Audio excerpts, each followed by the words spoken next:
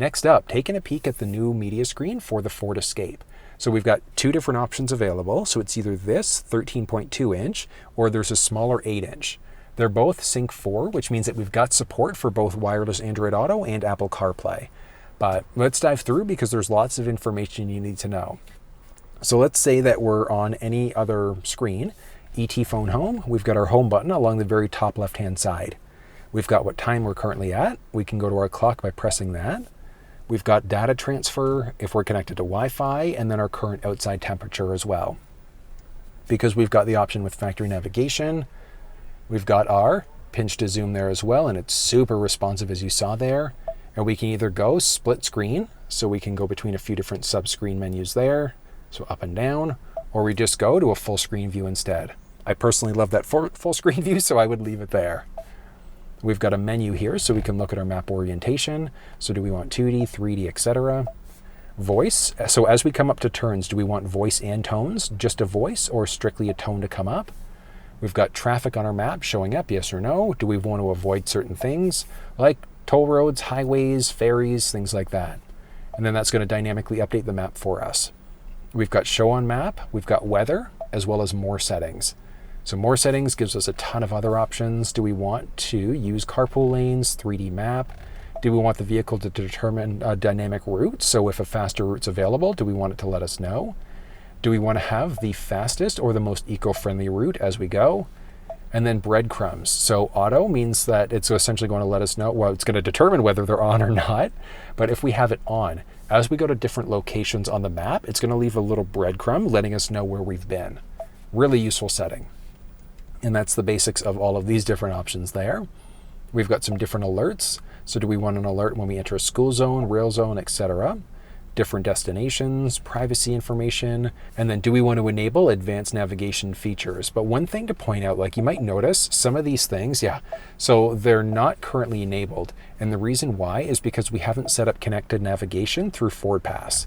So you do technically have 3 years of connected services when you purchase the vehicle, and that 3 years of connected built-in navigation means that after the 3 years are up, if you don't renew, this is just going to default to a regular GPS instead with different destinations. But I love the navigation, and regardless, like we still could use Google Maps, Apple Maps, or Waze inside of our phones there too. But I mean, searching for an address, very straightforward. We've got easy access to destinations there. Searching through, we can look at recents, saved, gas stations, food, parking, so many different options. And then if we were in one of the plug-in versions of the vehicle, we would also have charge areas there too. But I mean, very simple. We look here, so many different options, and then just kind of like pick and choose. Tons of different options available there. And we just click on any of these things. And then we can call them if our phone's connected. We can save it. We can look for parking as we go, so it's going to tell us of parking nearby. Do we want to include 4x4 roads, yes or no? Look at alternative routes that are available, so it gives us a few different options. You can just select whichever one you want to take instead, and then you just hit start when you're ready. Or just hop back. We can go to our endpoint destination, and we can shrink our map there again if we don't want to go complete full screen. And we hit start, and you can see there it's going to tell us what route we're going. We push there and it's going to tell us the full map view. We can push this to see where we are, current coordinates and things like that. Very straightforward. And then we've got our added destination. So if you wanted to add in another spot along the way that you want to stop at, you can go that route. We can also see the full route. Do we want to mute out notifications as we go? So turn-by-turn notifications. Or do we want to cancel the route out? So very straightforward. We've got search, recents, and then saved addresses. So if we've saved home, work addresses, etc., it's going to show up under this location. Now, home and work are unique. Like we can set up a number of different locations over and above that.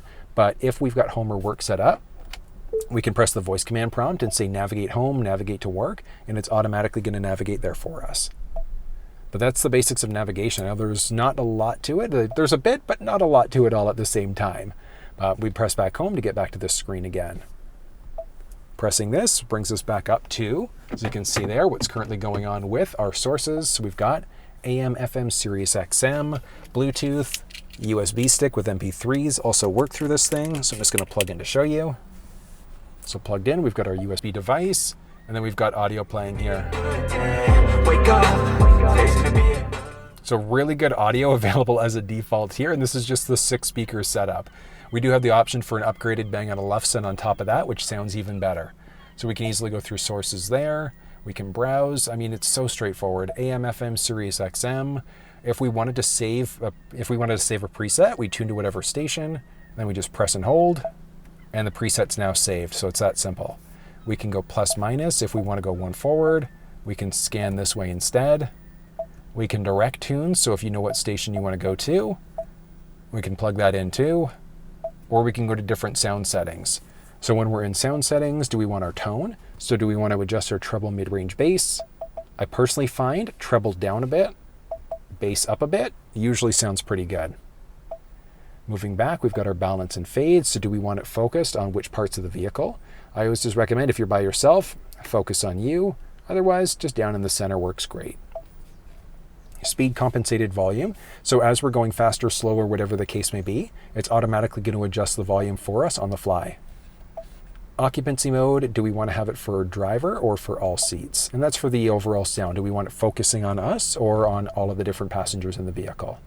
And then if we go to SiriusXM, that's going to give us some added settings. So we've got some different settings for personalizing, so we can create a unique listener. So if you have multiple people driving the vehicle, you can customize your favorites. It'll have your listening history and things like that based off of you. So lots of different options there. We do, you know what I didn't point out on the last one? We've also got preset pages. So honestly, if you love listening to audio, I always just recommend going for max pages, so 5-page presets, because that's going to give us up to 30 individual presets that are a mix of AM, FM, SiriusXM, etc. Moving down, you see a ton of different options available here. Back to our sources again, brings us back to this main menu. And then just jumping back home. Next up, we can easily add a phone into the vehicle. Search for your vehicle on your device and select it once it is found. Perfect. So what we're going to do on our phone, we're going to pull up Bluetooth and click on Ford Escape. Confirm that the pin displayed on sync matches the pin displayed on your device. Pins match up, so that's good.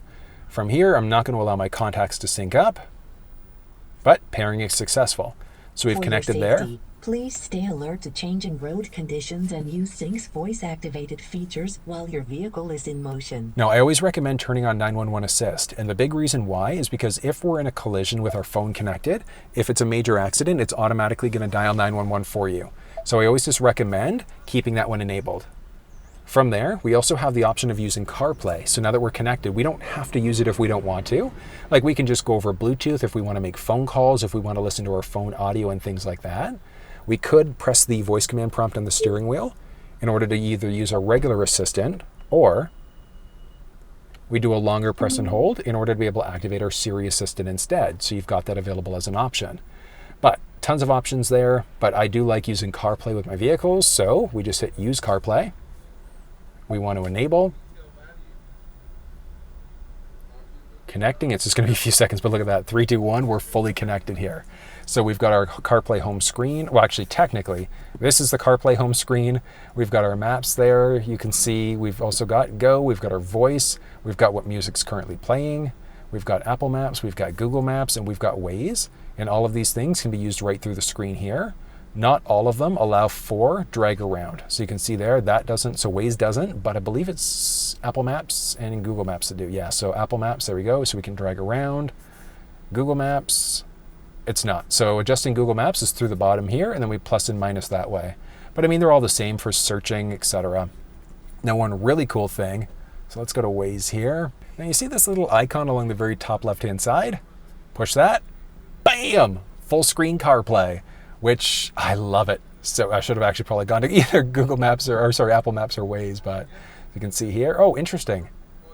Buggy, that should be full screen. Oh, well, but it is nice because, I mean, we at least have that with Google Maps. It gives us, full screen capability. Utilizing this beautiful 13.2-inch screen, I think looks fantastic. Or we can just go back to our little split screen there instead. So matter of preference. But lots of different options. Really easy to use all of these different settings on top of that. Go back to our home screen if we want to. Hot button press into Google Maps. One thing, we've got a hot launch tray along the side. So you can see our current phone time, our connection, our battery life, what map application was opened up last. So let's say if we open up, oh, we're just in Google Maps. Let's say if we open up Waze, that's going to be noticeable. Bam. So it's opened up Waze. We've got podcasts, and then we've also got the calendar on top of that. Now, if we go into our general settings on our phone, so just go settings, general, CarPlay, we can select the Ford Escape. We can customize it. We can turn off CarPlay or forget it. So if we customize it, let's say if we go back to the home screen here, let's say if you're a fan of listening to your audiobooks and you also want to have Google Maps along the very top. So you've got the flexibility to adjust this out on the fly. If you don't want certain apps, you can delete them, removes it fully from the tray, but it adds it into the very bottom. You can just push in order to add it back in again. And if you've messed up, you've done too much, you just hit reset to bring it back to our factory default screen there instead. So lots of information, a lot of available options there, but that's how we set up Apple CarPlay inside of this thing. Now, if we go back home, we can click through in order to get back to CarPlay there. We've got different applications available there. So we've got CarPlay, launches us back in that way too. So we've got a few different ways that we can kind of jump back and forth in between these things. So you can see there, CarPlay symbol is now at the very top. If we go into our settings, we've got our phone list, and you can see there we've got the phone connected. Phone settings, we can also scrap it if we wanted to. And then if we want to switch back just to Bluetooth, we can push this. So there, disables CarPlay. We can click back into CarPlay, but now we've got my phone and audio connected through this phone. So it's that simple, setting up an Apple phone inside of the Sync4 media screen. All right, Dan, setting up an Android is the exact same process. So if you weren't on this screen, remember all we're going to do is just go into our phone list, and then we're here, so we can now add a phone. Search for your vehicle on your device and select it once it is found. And we're just going into Bluetooth, and we're waiting for Ford Escape. Confirm that the pin displayed on Sync matches the pin displayed on your device. Pins match up, and we are connected. For your safety, please stay alert to changing road conditions and use Sync's voice-activated features while your vehicle is in motion. Thank you. And then I just denied giving access to my messages and my contact lists and things like that. And then it also supports Android Auto, so we're just going to enable there. Perfect, and as you can see there, so we're connected through Android Auto. We can exit, or we just hit continue. There we go. So as you can see there, we're connected. That's so straightforward and simple. So we've got what's currently going on with our maps there. We could push here if we want to get to settings, traffic, and things like that. Along the very bottom, we've got a little tray, so we've got our Google Assistant, so we can push that. We can also do a longer press and hold on the steering wheel in order to get to this option again. We've also got our maps, we've got a phone, we've got our settings on top of that. And then one cool thing, we can go full screen Android Auto. So along the very top, it was off to the side on Apple CarPlay, but Android Auto, top here, so we push that, bam! Stretched across the whole screen, and Google Maps, pinch to zoom, all that fun stuff. So really straightforward there. We can do plus and minus, we can change our headings off to the side here as well. We can easily search for addresses there too. We can go back home, and then when we go home, it brings us out to this split screen instead. So we could go back to our maps, we can go back to this sub-screen, which is going to give us a few other options. Now this phone technically does have Waze installed, but I mean, as you can see there, the Waze app just isn't there, so it doesn't look like we have that available as an option as of yet. On our phone, if we search for Android Auto, we've got our Android Auto settings here, and that gives us a few other options. So we've got our Google detection, we can start Android Auto while the phone is locked. We've also got a series of other things. Do we want to enable Google Analytics and a few other things? So tons of options. Customizing launcher is going to be the big one, but unfortunately, it's not like the Apple side of things where it's dynamic. So we make any changes, we actually have to restart Android Auto for any changes to take into effect. So let's restart here, reconnect on the phone and Android in order for that to work. So unfortunately, it doesn't work the same way as the Apple side, but I mean, we still do have Android Auto with this beautiful full screen. Oh, I love it. It looks really nice. Android, like, kudos for you guys for fixing the bug where it was only a half screen. I just think this looks so much better. Oh, I love it. It's so good. But no, so we go back home and same idea. We can hot button press up there to jump back in. We can button press there. Or if we go back into our phone list, we've got both phones connected now.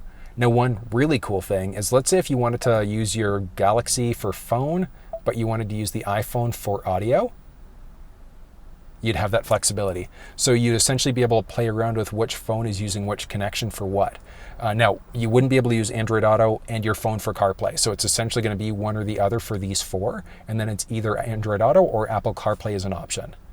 But if we go into our phone settings now, this is our primary phone that we've connected, so we can manage contacts. We've got text messaging and things like that. If we wanted to, we can delete. Yes. It's remove the phone, and same idea. So we've got the iPhone connected now. So we go back into our phone settings. We delete. Yes. And both phones are now disconnected. So it's that simple, setting up Android and iPhone devices inside of the Ford Escape. All right, next up, let's go back home. And we've got our phone connected. So let's go to some settings here. So we've got SiriusXM settings, which we saw earlier. We've got the option of adding in a phone. We've got our sync, so our factory navigation settings, which we've already seen all of these. We've got our sound settings, which we've already seen, so tone settings, balance and fade, etc. Some vehicle settings, so 30-minute max idle. So when the vehicle's started, it's going to idle for 30-minute max, and then it's going to turn off. Or if we have this off, the vehicle's never going to stop idling. It'll just keep on running. Useful if you're going to be going to a drive-in movie to turn this thing off. Rear occupant alert. So what's going to happen is it's going to alert and horn when we turn the vehicle off, and it's essentially going to let us know to check the back seat. This is new. Child seat installed, yes or no. That's actually really neat. So what that's going to do, oh, that's cool. Neat. So it's more or less going to give us an option of letting us know that there actually may be somebody back there. Good job, Ford, for the added safety. Seat adjustment. So for the driver's seat, what's going to happen is when we turn the vehicle off, it's going to lower the seat and back it up so we can get in and out of the vehicle a little easier. We've got our serial number, remote start. Do we want to have the system on, or yes or no? And then if it's turned on, what do we want to happen? Do we want the vehicle to determine what the cabin temperature should be, or is it based off of our last settings? We've got our seats and steering wheel, so same idea. So do we want the vehicle to determine if the heated seats and steering wheel should come on or not? And then duration of the remote start, 5, 10, or 15 minutes. So a matter of personal preference. And that's all done through the Ford Pass app on your cell phone. Moving back, also have our wipers. So we've got courtesy wipe. So what that one's going to do is with courtesy wipe on, it's going to go through a wipe cycle, and then it's going to go one more time to get rid of any excess liquid that's on our windshield. Rain sensing, straightforward for the wipers, and then our rear wiper on. So if we've got our windshield wipers going, and then we put the vehicle into reverse, it's automatically going to turn our rear wipers on for us. We've also got our power lift gate, so we can either go power or manual. So what that means is that we have to manually lift the gate up, or we can rely on power to do it for us instead. Different options for lighting. So do we want to have the auto high beams? What that means is that if the high beams are turned on and the vehicle senses an oncoming vehicle, it's going to dim the high beams for us. And then when we go to lock the vehicle, do the lamps stay on for 10 seconds, 20 seconds, 120 seconds, or do they just turn off immediately instead? Ambient lighting. So we've got just one color, but we can adjust the ambient light brightness. And that's going to be different parts of the vehicle. So we've got mostly by our feet, or where we're going to really be able to see it. We've got different options for locks. So auto unlock when the vehicle's stopped and parked. Do we want the vehicle unlocking? Yes, no. And then all of these other ones. So if we don't shut the doors properly and we go to lock the vehicle, it's essentially going to let us know and give us audible feedback for that. When we go to remote unlock the door using the fob, do all doors become unlocked, or is it strictly the driver's door? So added safety, just do the driver's door. And intelligent access, so as long as we've got our fob on us, we can slide our hand in the driver door handle and it's automatically going to unlock the door for us. And then door keypad code, we have a 5-digit factory number, or we can enter in our own unique one if we'd like to. From there, we've got some clock settings. So do we want to go hour, minute, AM, PM? Do we want to switch out to that military time instead? And then do we want the vehicle to update based off of our GPS location? So it's updating me to Eastern Standard Time. I do know it's kind of finicky around some time zones, so that one's going to be a matter of preference whether or not it's enabled. There are some general settings. So do we want English, Spanish, or French as our primary language? Do we want Celsius or Fahrenheit on top of that? Do we want kilometers, liters per 100, miles per gallon, etc.? Do we want to measure out in PSI, bar, etc.?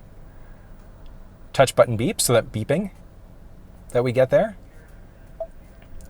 If that drives you nuts, you could turn the beeping off as well. We've got software licenses. You can send feedback directly to Ford, or you can reset either forward pass or do a full factory reset instead. We've got some display settings, so as bright, as beautiful as this display is, if you find it to be a bit much, you can go to a calming screen instead. We can also adjust the brightness of the screen, and we've got a mode setting. So this is technically the daytime mode. We can lock it out to daytime permanently, nighttime permanently, or we can let the vehicle determine what mode it should be in, and that's just based off of how bright it is outside. So that one's just going to be a matter of preference. We've got connectivity settings. So we've got connected features, telematics. So do we want to essentially share all of these different things with Ford? Yes or no? Do we want SiriusXM enabled? Yes or no? Connected navigation, so same idea.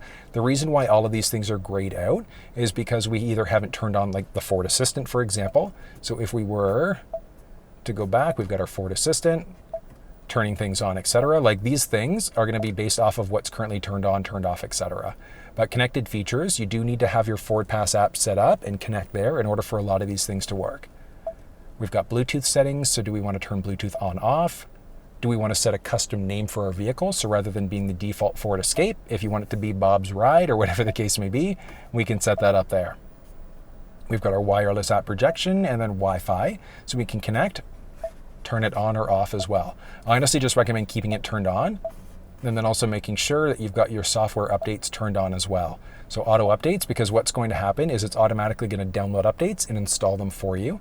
And you can schedule them at certain times of the day so that it happens, let's say, later on at night instead. We've got our Ford Assistant there. Oh, actually, we've got our hotspot. So the vehicle does have a built-in modem. You can use it as a hotspot for a number of devices, but you do need a data-only plan through your cell phone provider in order for that system to work. But series of different options for the hotspot throughout. So do you want to not use it? Do you want to adjust the settings? So do you want to change up the name and things like that? So you've got the flexibility to be able to adjust these things on the fly. Ford Assistant, we saw that earlier. So do you want it to listen for a wake word, and what wake word do you want it to listen for? So we've got a series of options. So rather than pressing the voice command prompt in the steering wheel, we can say, "Okay, Ford." And that's going to launch your assistant there instead. So we've got the advanced mode, which means we won't get as many notifications. So if you go to change songs or radio stations, it'll just do it rather than asking if you want to do it. Phone confirmation, do you want to call such and such person? Yes or no? And then our command list is the list that comes up here. So whether or not that one shows up, a matter of preference. And then command help, this lets us know everything that we can do. Like there are so many things. So set the temperature, change it, whatever the case may be. Really useful to get the hang of this system. It is a brilliant system. 911 assist, we did talk about that one earlier. So we do need to have a cell phone connected in order for this system to work, but it's going to dial 911 in the case of a serious accident. There's also valet mode. So valet mode, we enter in a 4-digit PIN and it's going to lock out the majority of the screen features. So people can't scroll through in order to use it until you enter that 4-digit PIN again. And that's the basics of settings. Moving into features, we've got a series of different drive modes. So we've got normal mode, eco, sport, and then slippery. And then each mode there is going to do something different. Like sport mode is going to play with our RPM shifting point. So it's going to make it feel a little bit more aggressive. Whereas slippery is going to play with traction stability control. If you want a fuller in-depth, yeah, it kind of gives you a little bit of a rundown of what they do off of this information section here. But basics, you want to be in normal mode most of the time. If you like sportier performance, if you're fuel conscious, and if things are a little bit crazy outside because we're in the winter time, that's when you're using slippery instead. Some driver assistant settings. Do we want to turn traction control on or off?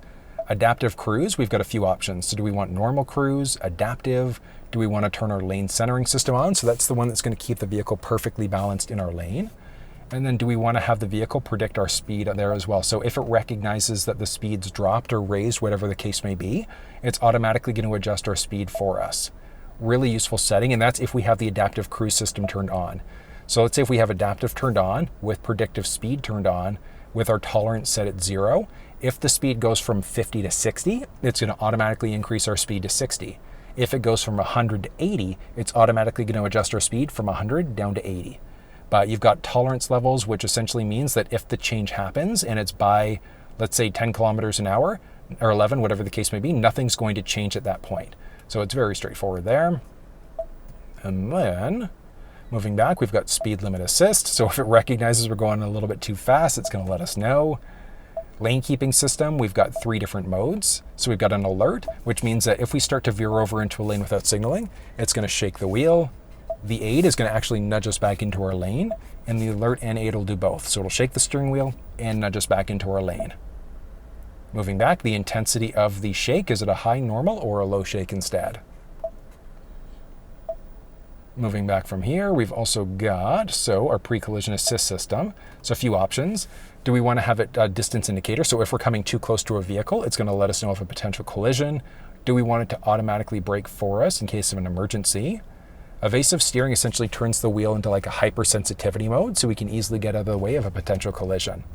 And then the sensitivity for that alert.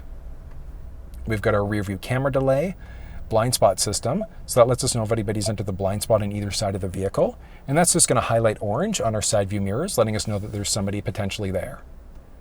Cross traffic alert, as we're going to back up, if the vehicle senses somebody's coming perpendicular, so from the left or right side, it's going to let us know of a potential collision. If the vehicle recognizes somebody's behind us, it's going to automatically brake for us.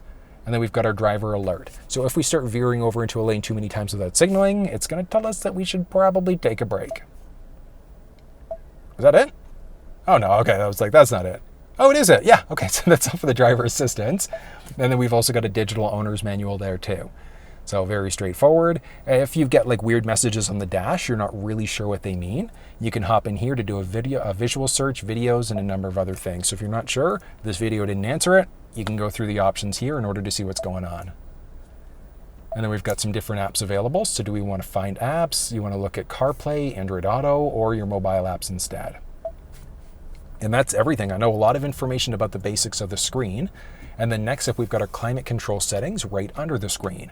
So we've got the option for heated driver passenger seat for the first row. Not available across the board, but it is available optionally. And same idea, we've got dual zone climate control. So we can adjust this way if we want to. We can adjust this way if we want to instead. Or we press the voice command prompt in order to be able to adjust the temperature that way instead.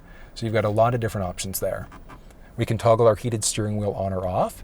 It's grayed out because the vehicle's in accessory mode right now. So anything that's grayed out is typically because the vehicle's not fully turned on.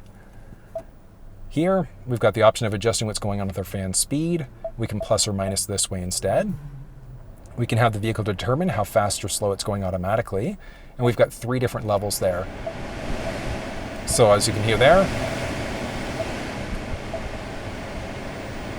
so what that's going to do is essentially go faster or slower for us. Do we want it going to our windshield face or feet? Do we want it to have some sort of Frankenstein combination of all of the above? Max air, AC? Or do we want the system turned off? Do we want dual zone climate control enabled? So if we go dual zone, you can see here that the dual zone button's enabled because we're different driver passenger side. But if we turn dual off, it's automatically, hold on, let me turn this off for a second here. Come on, feller. There we go, perfect, all right. So it turned off there, but when we move back up, so with dual zone climate control, if we've got the driver and passenger set up different, if we check that dual button off again, it's gonna default the passenger side to whatever the driver side is. We've got our max windshield defroster, rear defroster, air conditioning, and then we've also got our passenger side heat ventilation, and then our passenger side heated seat on top of that. So we can either press to go down, or it's gonna automatically drop the tray for us instead. So it takes a few seconds and then it drops down. That's everything you need to know about the Sync4 media screen inside of the new Escape.